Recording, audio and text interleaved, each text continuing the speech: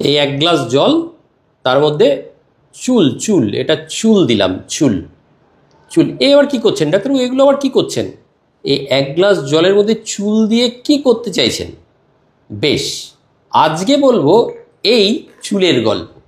কখনো কি ভেবে দেখেছেন, এক একজনের চুলের ধরন এক এক রকমের হয়। কারো চুলে তেল দিলে সহজে বসতে চায় না, আবার কারো চুলে তেল দেওয়া মাত্র পুরোটাই তেল অ্যাবজর্ব হয়ে যায়। কেননা এক একজনের চুল এক এক রকম। কারো চুল প্রচণ্ড রুক্ষ শুষ্ক, আবার কারো চুল খুব মসৃণ। এটাকে বলে হেয়ার পোরোসিটি। হেয়ার পোরোসিটি শুদ্ধ বাংলা অনুবাদ করলে অর্থ দাঁড়ায় ছিদ্রতা। বিভিন্ন বিজ্ঞাপন দেখছেন, মাথা থেকে চুলও পড়ে যাচ্ছে, আমারও পড়ে যাচ্ছে। কোন তেল লাগাবেন, কোন শ্যাম্পু লাগাবেন, কোন হেয়ার প্রোডাক্ট লাগাবেন, বিভ্রান্ত, কাজ কিছুই হচ্ছে না। আগে নিজের চুলকে চিনুন। নিজের চুলকে যতক্ষণ না চিনতে পারবেন ততক্ষণ কোনো প্রোডাক্টই কাজ দেবে না। আজ এই পর্বে আপনার নিজের চুল কীরকম টাইপের চুল, সেইটা কি করে, এই যে গ্লাস নিয়ে দেখাচ্ছিলাম এইটা, এছাড়া আরও কয়েকটা নিজেরাই করতে পারবেন এমন পরীক্ষার মাধ্যমে বোঝাবো যে কোন টাইপের তেল, কোন টাইপের ময়েশ্চারাইজার, কোন টাইপের কালার আপনার চুল নিতে পারবে আর আপনার চুল সবচেয়ে তাতে সুস্থ থাকবে। তাহলে এবার পর্বের শুরুতেই নিজের পরিচয় বলি। নমস্কার, আমি doctor Anupam Sinha, general physician, proctologist, lifestyle modifier, এই পর্বে আপনাদের হোস্ট। আর আপনারা দেখছেন আপনাদের নিজেদের YouTube channel doctor Anupam helpful.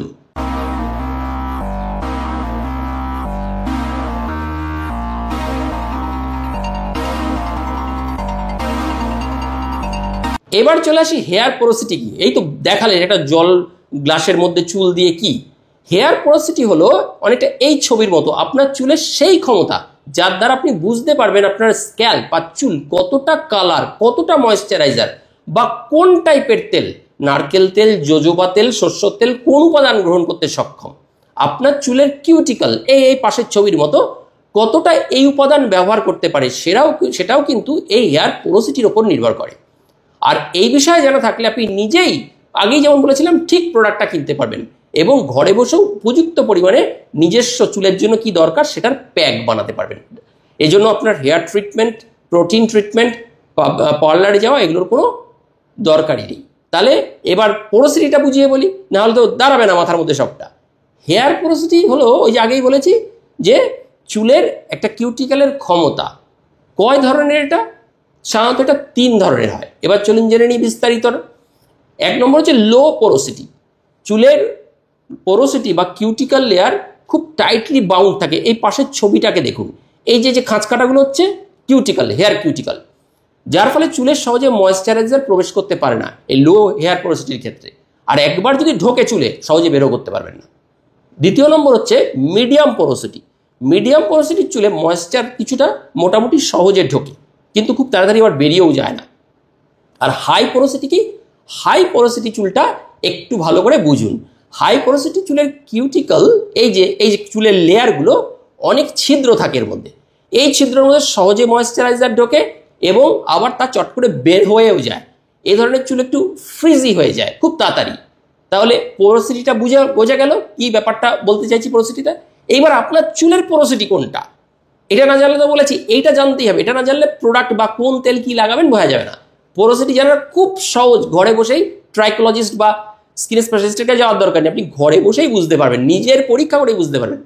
চুলের পোরোসিটি জানার কতগুলো যে আপনাদের ইচ্ছে করছে এখন তাহলে আমার চুলটা দেখি কোন পোরোসিটি, কতগুলো সহজ পদ্ধতি আপনাদের এবার জানাবো।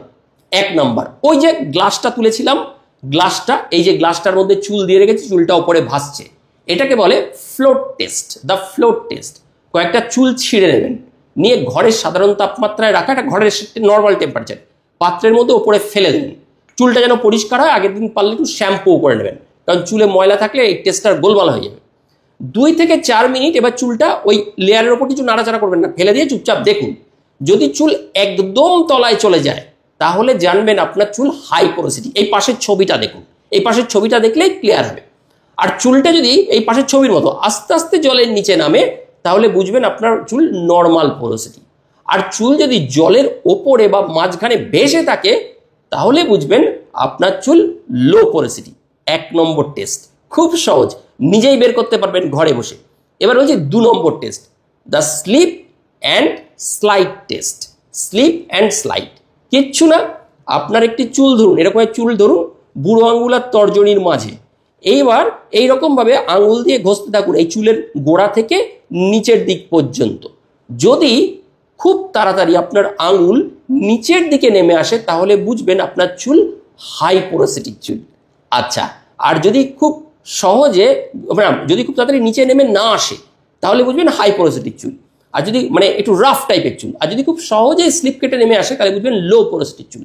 আর যদি আঙ্গুল চুল থেকে নর্মালভাবে মানে থেমে থেমে যেমন ভাবে নামে একটা সারফেস দিয়ে, তাহলে বুঝবেন আপনার চুল সাধারণ পোরোসিটির চুল।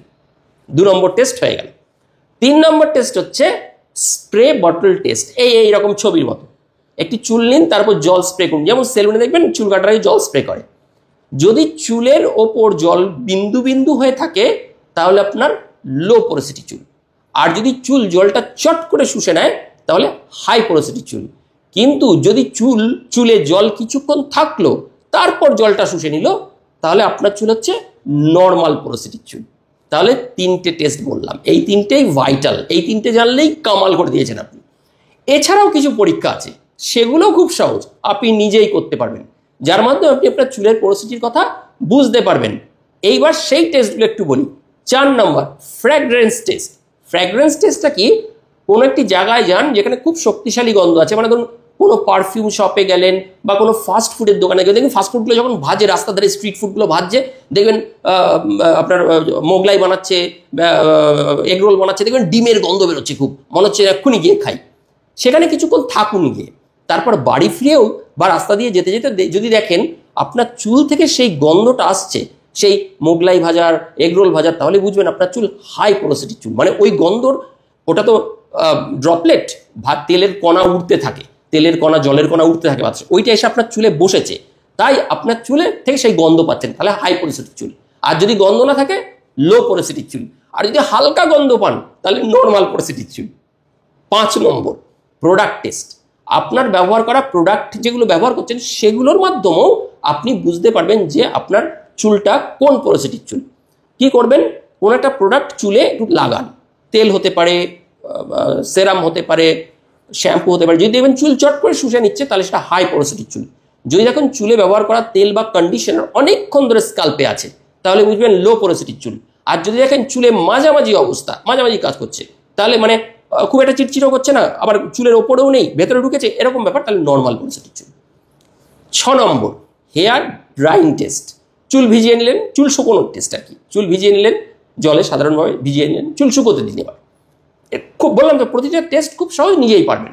যদি আপনার চুল শুকোতে বেশি সময় না নেয়, কোনো হেয়ার ড্রায়ার না, এমনি রোদের মধ্যে গিয়ে, তাহলে বুঝবেন চুল হাই পোরোসিটির চুল। চুল শুকোতে যদি বেশি সময় নেয় না, বেশি সময় না নিলে হাই পোরোসিটি, আর যদি খুব বেশি সময় নেয় তাহলে চুল লো পোরোসিটি। আর যদি চুল সাধারণভাবে মোটামুটি ধরুন 5 মিনিট 6 মিনিট ছেড়ে লাগে, মেয়েদের আর একটু বেশি লাগে, হ্যাঁ, তাহলে বুঝবেন নর্মাল পোরোসিটির চুল। 7 নম্বর টেস্ট শাইন টেস্ট। শাইন টেস্টটা কি? লো পোরোসিটির চুলগুলো খুব উজ্জ্বল, দেখবেন যারা চুলে একটু বার্গেন্ডি কালার টালার করে যায়, দেখবেন আলো যেন রিফ্লেক্ট করে আসছে চুল থেকে, এইটা হচ্ছে লো পোরোসিটি। হাই পোরোসিটির চুলগুলো দেখবেন অনুজ্জ্বল, একটু যেন কোনো প্রাণ নেই, রুক্ষ শুষ্ক, একটা এলোমেলো ভাব, তাহলে হচ্ছে হাই পোরোসিটি। কারণ হাই পোরোসিটি চুল আলোটা শোষণ করে নেয়। আর চুল যদি দেখেন নর্মাল, খুব একটা উজ্জ্বল না, অনুজ্জ্বল না, তাহলে বুঝবেন নর্মাল পোরোসিটির চুল। Last triangle test. এইটা আবার কি? আপনার চুলে যদি জট পড়ে আর তার ছাড়াতে, এই পাশের ছবির মতো ছাড়াতে খুব সমস্যা হয়, তাহলে বুঝবেন আপনার হাই পোরোসিটির চুল। যদি জট তাড়াতাড়ি ছাড়ানো যায় তাহলে লো পোরোসিটির চুল। আর যদি মাঝামাঝি, মেয়েরা যেমন কম করে, তাহলে নর্মাল পোরোসিটির চুল। প্রতিটা টেস্ট আপনি নিজে করে নিজের চুল ধরতে পারবেন কোন লেভেলের আপনার চুল। এবার যখন আপনি জেনেই গেলেন আপনার চুল কোন পোরোসিটি, তাহলে এবার শুরু করুন তার চুল ভালো রাখার পদ্ধতি। ভিন্ন ভিন্ন পোরোসিটির চুল যত্নার্থী কিভাবে করবেন এইবার এটা বুঝিয়ে একটু বলবো। প্রথমেই বলি লো পোরোসিটি হেয়ার। চুলে ময়েশ্চার এক্ষেত্রে সহজে প্রবেশ করতে পারে না, তবে একবার যদি প্রবেশ করে সহজে বের হতেও চায় না। কিন্তু এমন চুলের যত্নে এইবার শুনুন ভালো করে, খাঁটি নারকেল তেল, অর্গ্যান অয়েল, যে কোনো একটা কিছু ব্যবহার করতে পারেন। তবে এ ধরনের চুলে সহজে ময়েশ্চার প্রবেশ করতে পারে না, তাই চুল যেন মজবুত ও স্বাস্থ্যোজ্জ্বল থাকে, তাই নিয়মিত চুলের গোড়ায় বিলি কেটে, মানে আমরা স্কাল্প ম্যাসাজ করে নারকেল তেল ম্যাসাজ করব। এটা খুব জরুরি, কারণ এটি চুলের গোড়ায়, এই যে এই ছবির মতো এই ছবির মতো কিউটিক্যালের গোড়ায় যে পোর্সগুলো থাকে নারকোল তেল সহজে পেনিট্রেট করে, চুলকে গোড়া থেকে মজবুত করে। সেক্ষেত্রে শ্যাম্পু, তার আগে একটু শ্যাম্পু এবং স্টিম নেওয়াটা খুব জরুরি। যদি এগুলো পার্লারে যান বা বাড়িতে শ্যাম্পু করেও করতে পারেন। মিডিয়াম পোরোসিটির চুলের যত্ন কি করে নেবেন? পারফেক্ট অ্যামাউন্টের ময়েশ্চারাইজার গ্রহণ করে। এই চুলটা মোটামুটি যতটুকু দরকার ততটুকু নেয় এবং ধরেও রাখতে পারে। এক্ষেত্রে যে তেলটা আপনারা ব্যবহার করলে সবচেয়ে বেশি উপকার হবে সেটা, এবং দেখতে চুলটা খুব সুন্দর হবে, শাইনি হবে, ঘন হবে, মজবুত হবে, সেই তেলটা হলো মানে চুলের মধ্যে শুধু নিয়মিত খাঁটি, এক্ষেত্রেও শুধু নারকোল তেল। চুলের স্কাল্পে মাসাজ করবেন, চুলের গোড়ায় মাসাজ করবেন, হালকা জেন্টলি মাসাজ করুন। আর কিচ্ছু বিশেষ সেরকম আপনাকে চুলের পেছনে খরচ করতে হবে না। শ্যাম্পু, রেগুলার শ্যাম্পু যখন একটা ইউজ করুন, কন্ডিশনার ইউজ করুন, সপ্তাহে একবার প্রোটিন কন্ডিশনিং হেয়ার প্যাক ব্যবহার করতে পারেন, তাহলে এই চুল যথেষ্ট নর্মাল পোরোসিটির চুল। এইবার হচ্ছে হাই পোরোসিটির চুল, যাদের ভীষণ চুল ময়েশ্চারাইজার চট করে প্রবেশ করে নেয় কিন্তু ধরে রাখতে পারে না। চুল দেখবেন রুক্ষ সূক্ষ্ম, চুলনি দিচ্ছেন আটকে যাচ্ছে, ছিঁড়ে আসছে, এই ছবির মতো এগুলো। চুল শুষ্ক এবং নিষ্প্রাণ দেখায়, যেন একটা জট বেঁধে রয়েছে মাথার মধ্যে, এবং ভেজা চুল সহজেই শুকিয়ে যায়, তাদের হচ্ছে আসল গল্প। এবং চুলটা একটু ফ্রিজি টাইপের, চুলে যেন কোনো প্রাণী নেই। এসব চুলের যত্ন নিয়মিত খাঁটি নারকোল তেল ইউজ করতে পারেন, জোজোবা অয়েল ইউজ করতে পারেন, মাসাজ করুন হালকা চুলের গোড়ায়, এবং চুলে হালকা মাসাজ করবেন, চুলের আগাতেও করবেন, চুলে শুধু গোড়ায় করলে হবে না, কারণ পুরো চুল বরাবর করতে হবে, এটা মনে রাখবেন। হাই পোরোসিটিতে বলেছিলাম শুধু গোড়া, এটা গোড়া এবং আগা ব্যবহার করবেন। এছাড়া কারণ এই চুলগুলো মজবুত রাখতে এবং এদের কিউটিক্যালগুলো ড্যামেজ থাকে, ওপরের লাইনিংটাকে বলে কিউটিক্যাল, ড্যামেজ থাকে, তাই নারকোল তেলের কোনো বিকল্প নেই। এছাড়া জোজোবা অয়েল লাগাতে পারেন, অলিভ অয়েল লাগাতে পারেন, এতেও কিন্তু চুলের যে ময়েশ্চার ধরে রাখার ক্ষমতা এটা বাড়বে। তাহলে আজই টেস্ট করে ফেলুন আপনার নিজের চুল কোন পোরোসিটি, আর সেই অনুযায়ী চুলের যত্ন নিন। বিজ্ঞাপনের ওপর অযথা বিশ্বাস করবেন না। এটা মানে কার কোনটা দরকার, আপনি কোনটা নিয়ে হজম করতে পারবেন, সেটা আপনাকে নিজেকেই ডিসাইড করতে হবে। বিজ্ঞাপন কখনোই সেটা ডিসাইড করতে পারে না। এবং এই জিনিসগুলো এতটাই সহজ, যদি জানেন খুব নিজের কাজে লাগবে। ডার্মাটোলজিস্ট, স্কিনের ডাক্তার, ট্রাইকোলজিস্ট এদের কাছে যাওয়ারও প্রয়োজন উঠবে না। আশা করি ভিডিওটি আপনাদের উপকারে লাগবে। সবাই ভালো থাকবেন, সুস্থ থাকবেন। শীঘ্রই আরেকটি নতুন পর্বে আমাদের আবার দেখা হবে। ততক্ষণের জন্য বিদায়, নমস্কার।